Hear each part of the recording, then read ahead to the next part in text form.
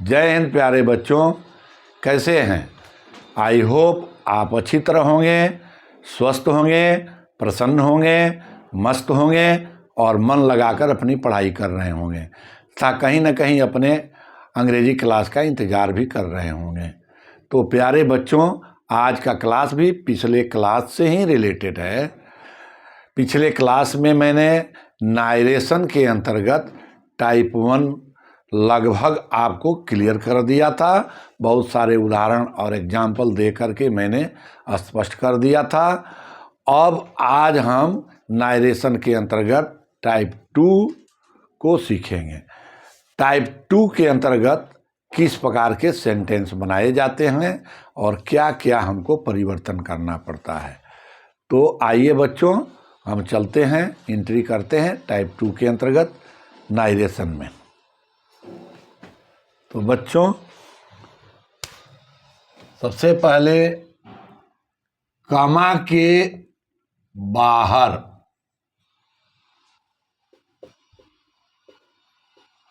ध्यान देना है कि कॉमा के बाहर अगर शेड हो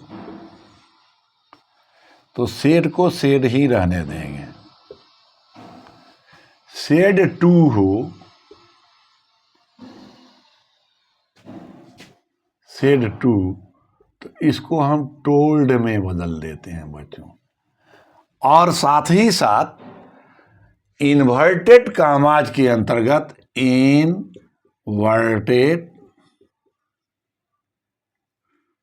कॉमाज के अंदर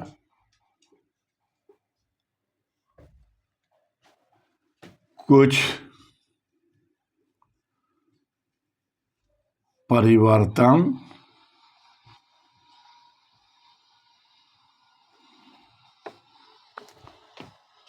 किया जाता है।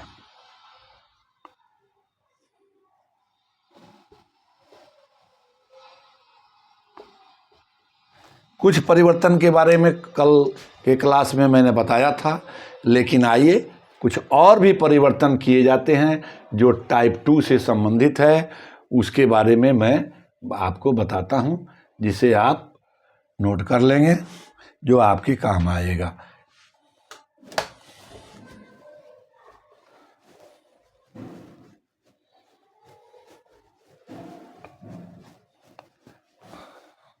क्या क्या परिवर्तन किए जाते हैं अगर इन्वर्टेड कॉमाज के अंतर्गत वाज, वेयर,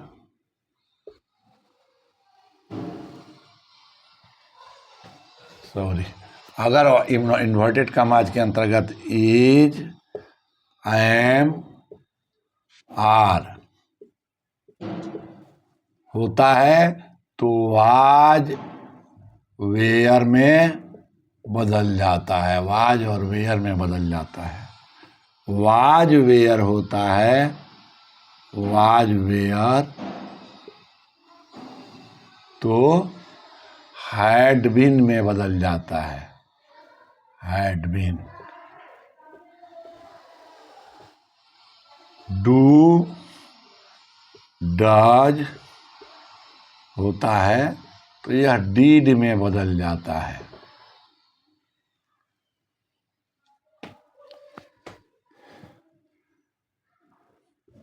हियर का देयर में बदल जाता है।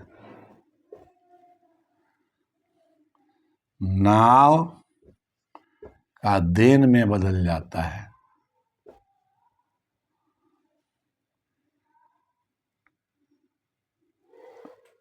टुमारो का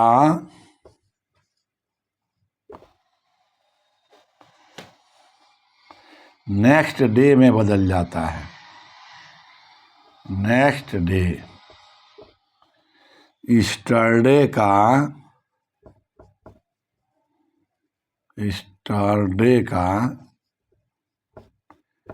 द, यहाँ द नेक्स्ट डे होगा और टुमारो का द नेक्स्ट डे, ईस्टरडे का the previous day. Previous day. तो बच्चों इसके अलावा भी और कुछ परिवर्तन होता है। तो V1 V2 चेंज हो जाता है, V1 V5 चेंज हो जाता है V2 में। और इसके अलावा भी चेंजिंग है बच्चों।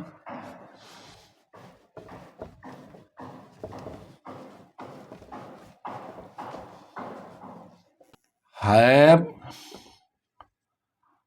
हैज, हैड में चेंज हो जाता है। शैल, विल, वुड में चेंज हो जाता है। वैसे शैल को वुड में भी चेंज करते हैं लोग, लेकिन ज़्यादा सूटेबल होगा शैल और विल दोनों के लिए वुड में चेंज। यहाँ है have, has, have, has change हो जाएगा हैड में। शैल विल चेंज हो जाएगा वुड में। कैन चेंज हो जाएगा कुड में। चेंज हो जाएगा माइट में। और कुड, वुड तथा माइट नो चेंज।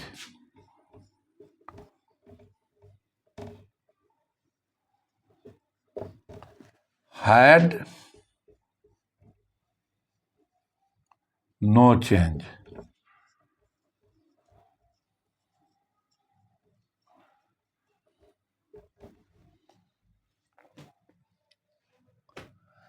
तो बच्चों ये रहे कुछ चेंजिंग जो कि पार्ट 2 में आप एंट्री करते हैं तो उस समय आपको कुछ चेंज करना पड़ता है। मैंने बताया था सेड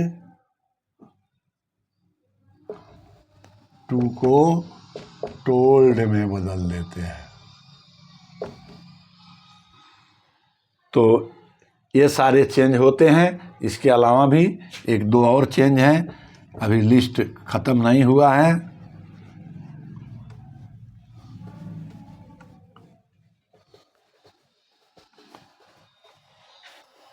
टुडे का डैट डे और टुमारो का द नेक्स्ट डे, यस्टरडे का द प्रीवियस डे। मैंने लिखा दिया, पहले बता दिया। अब दीज का दोज में,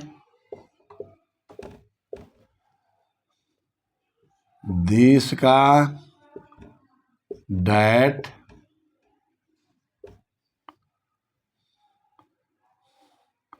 हियर का देयर,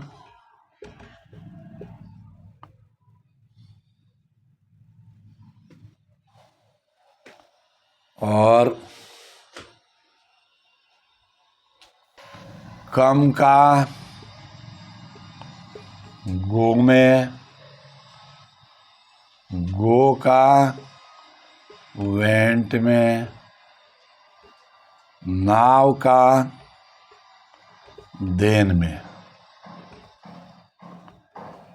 ये सारे चेंजिंग लगभग, ये सारे चेंज को आप पहले से भी कम बेश जानते ही हैं आप, और ये सारी चेंजिंगें करनी पड़ती है पार्ट टाइप 2 के अंतर्गत जब हम एंट्री करते हैं।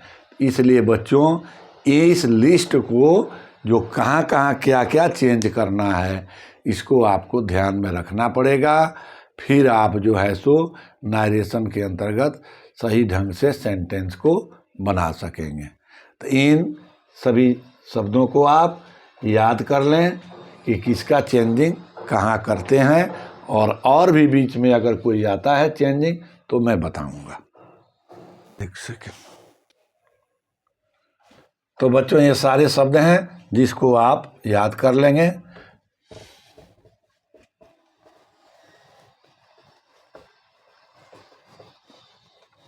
आइए कुछ एग्जाम्पल लेकर के इसको और स्पष्ट कर लिया जाए इसका कहाँ यूज करते हैं।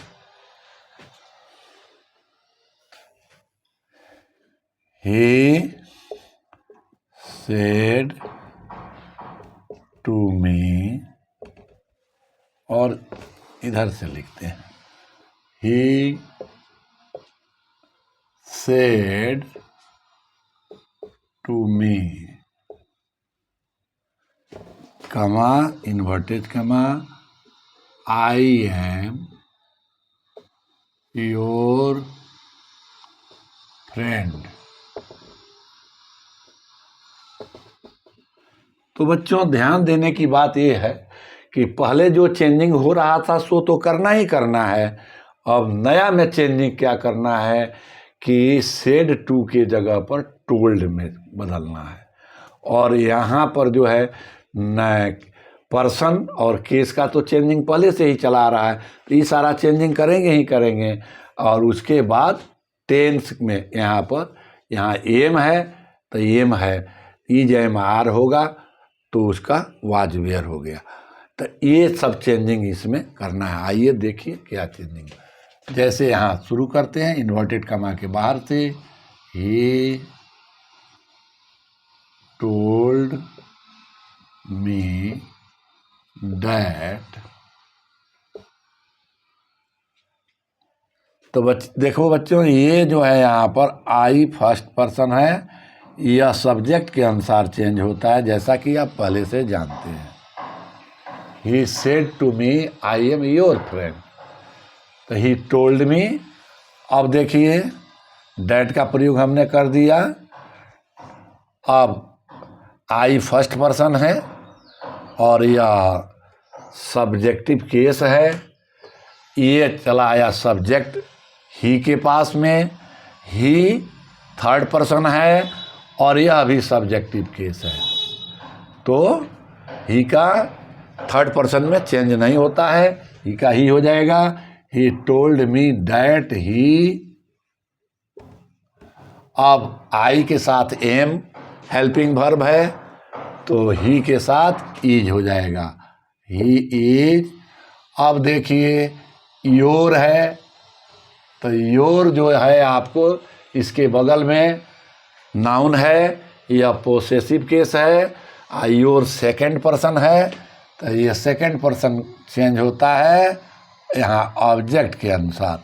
तो सेकंड पर्सन आ गया ऑब्जेक्ट के पास में, तो ऑब्जेक्ट यहाँ पर मी है तो मी फर्स्ट पर्सन का है और ये ऑब्जेक्टिव केस है। तो हमको चाहिए पोसेसिव केस, क्योंकि यहाँ योर जो है पोसेसिव केस में है क्योंकि इसके बगल में नाउन है। तो मी का हो जाएगा माई। He told me that he is my friend. That यहाँ चेंज कर देंगे, he told me that he was my friend. ये जो है सो आपका सेंटेंस हो जाएगा। एम है तो एम का प्रेजेंट टेंस के अंतर्गत इज हो जाता है ही के साथ में, लेकिन यहाँ टेंस बदलेगा चूंकि यहाँ सेड टू है इसलिए वाज हो जाएगा। He told me that he was my friend, that he was my friend. ये आपका सेंटेंस हुआ। तो आइए बच्चों और दो चार एग्जाम्पल इस पर लेकर के इसको पूरी तरह से संतुष्ट हो लेते हैं, पूरा तरह से स्पष्ट कर लेते हैं।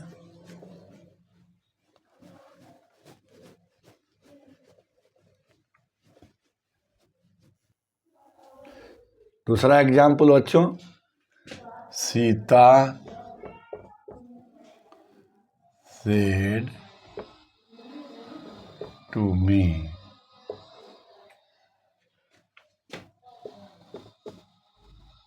I love you.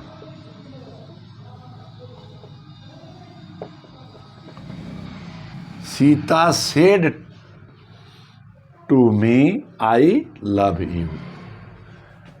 तो आइए बच्चों, पहले इन्वर्टेड कॉमास के बाहर का काम करते हैं. Sita told me that. अब बच्चों यहाँ पर्सन की बात आती है और केस की बात आती है. तो यहाँ पर एक केस और पर्सन है और यहाँ एक केस और पर्सन है. तो पहले इसको देखिए, यहाँ है first person. First person change होता है अकॉर्डिंग टू सब्जेक्ट. तो फर्स्ट पर्सन ये जो है सो first person according to subject के अनुसार चेंज होता है. तो यहाँ पर थर्ड पर्सन सीता है, ठीक है. और यह जो है आई यहाँ पर सब्जेक्टिव केस है और यहाँ पर सीता भी सब्जेक्टिव केस है. तो वर्ब के पहले है. तो देखिए यहाँ पर सीता का हो जाएगा सी. Sita told me that she love. अब यू है तो यू जाता है सेकंड पर्सन ऑब्जेक्ट के अनुसार. तो यू आ गया ऑब्जेक्ट मी के पास में. तो Sita told me that she love me. तो मी का यहां पर मी ही होगा. Sita told me that she love me. तो बच्चों ये रहा आपका नेक्स्ट उदाहरण. आई होप आपको बात अब अच्छी तरह समझ में आ गई होगी कि क्या क्या इसमें कैसे कैसे चेंजिंग करते हैं. अब बढ़ते हैं और दूसरे उदाहरण की ओर.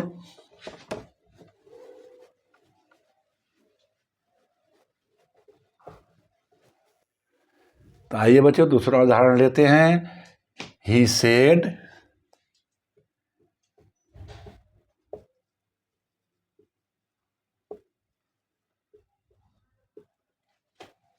I had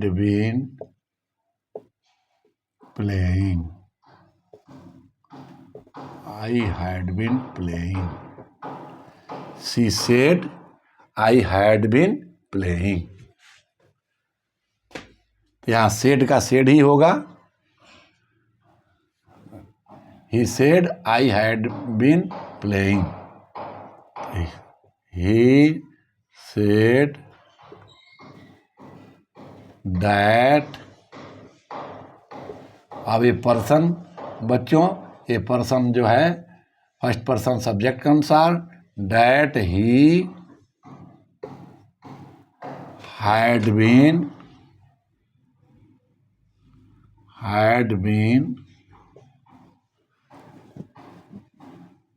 playing. He said that he had been playing. ये आपका सेंटेंस हुआ बच्चों. नेक्स्ट उदाहरण. He said I had been playing. He said that he had been playing.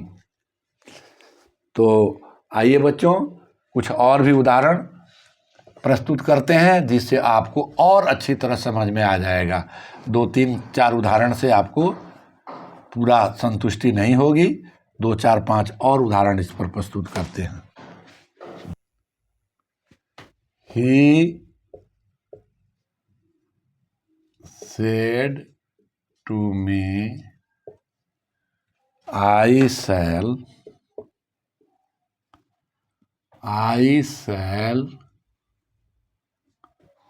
help you.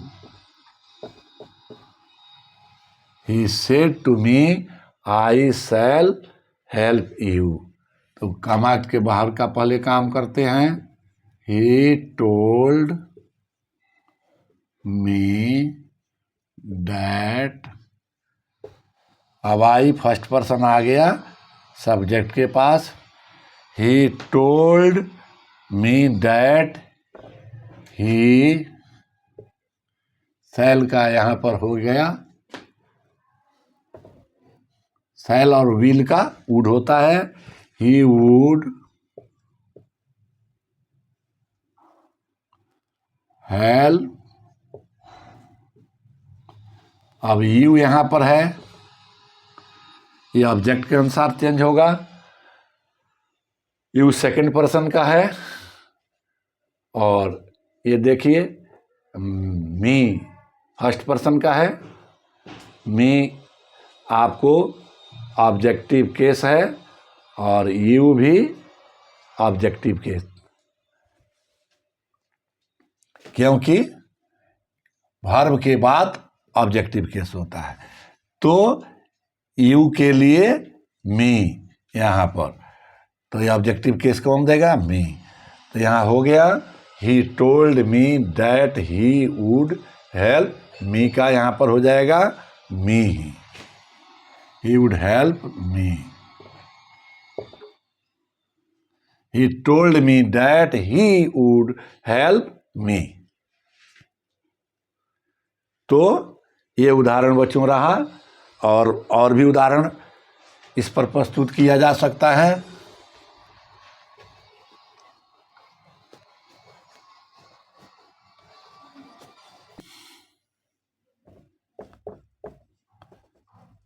He said me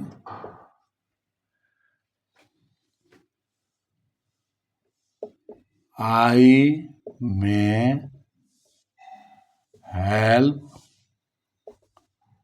you. You said me I may help you. तो आइए इसको बनाते हैं। He said to me,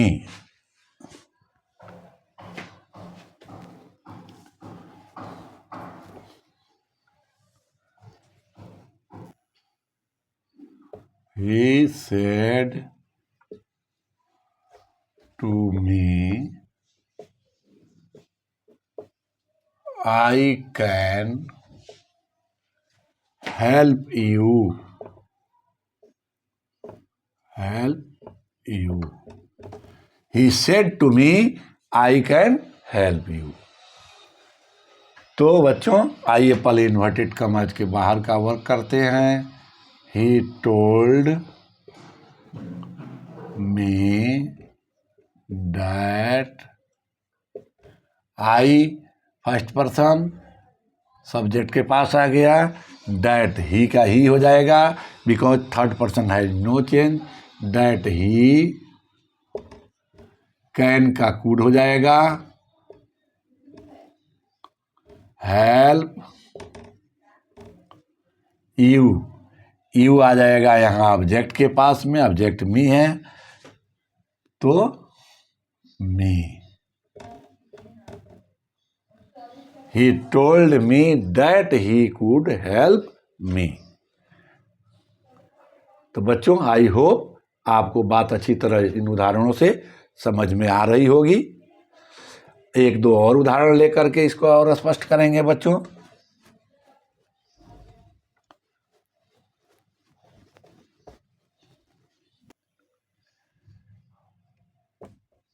He said to me he may help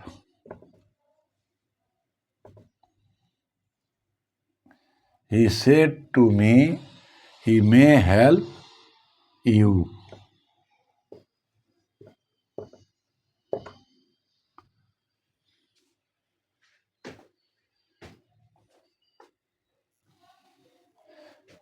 इसको और easy में प्रस्तुत करते हैं।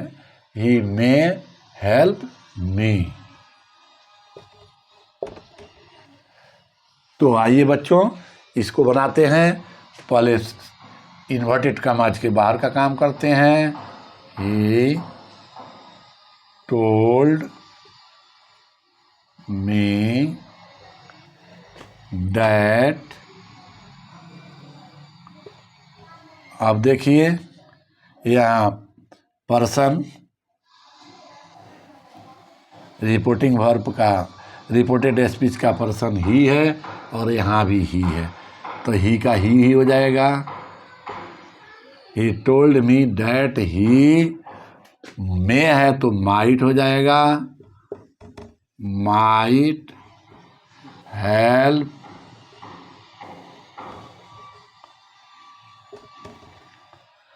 अब देखिए, यहाँ पर भी मी है और इसके ये चलेगा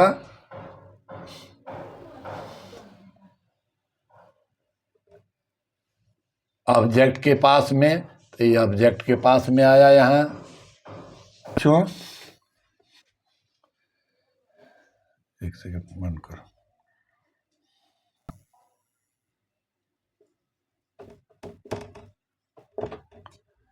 He told me that he might help me। तो बच्चों, आपको इन उदाहरणों के द्वारा बात अच्छी तरह समझ में आ गई होगी। आइए एक दो और उदाहरण इस पर प्रस्तुत करेंगे।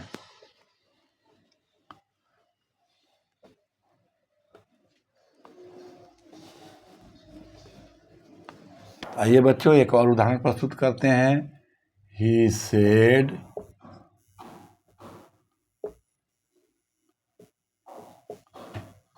I was absent।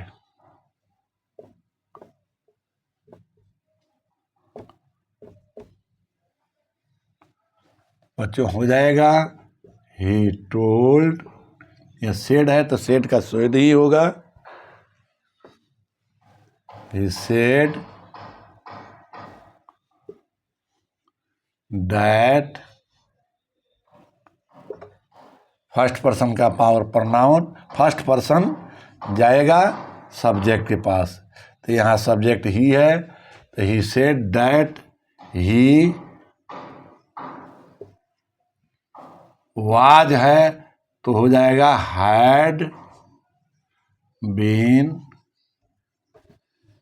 He said that he had been absent।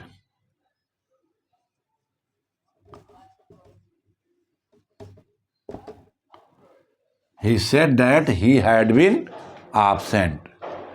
तो बच्चों, ये सारे उदाहरणों के द्वारा अब तक आप लोगों को बात अच्छी तरह समझ में आ गई होगी, लेकिन आइए फिर भी एक और उदाहरण प्रस्तुत करते हैं जिससे आपको और अच्छी तरह बात समझ में आ जाए। कितना का हुआ बच्चों? जैसा कि आप देख रहे हैं, एक उदाहरण है। Ram said to Rita I have been waiting, I have been waiting, I have been waiting for you, I have been waiting for you. तो Ram said to Rita I have been waiting for you. इस सेंटेंस को आइए पहले inverted commas के बाहर का काम करते हैं। Ram told Rita that, Ram told Rita that. अब देखिए, फर्स्ट पर्सन का प्रोनाउन है, फर्स्ट पर्सन है तो ये फर्स्ट पर्सन आएगा सब्जेक्ट के पास, तो राम थर्ड पर्सन है तो राम के बदले ही हो जाएगा। Ram told Rita that he have been है, हैड बीन हो जाएगा। He had been waiting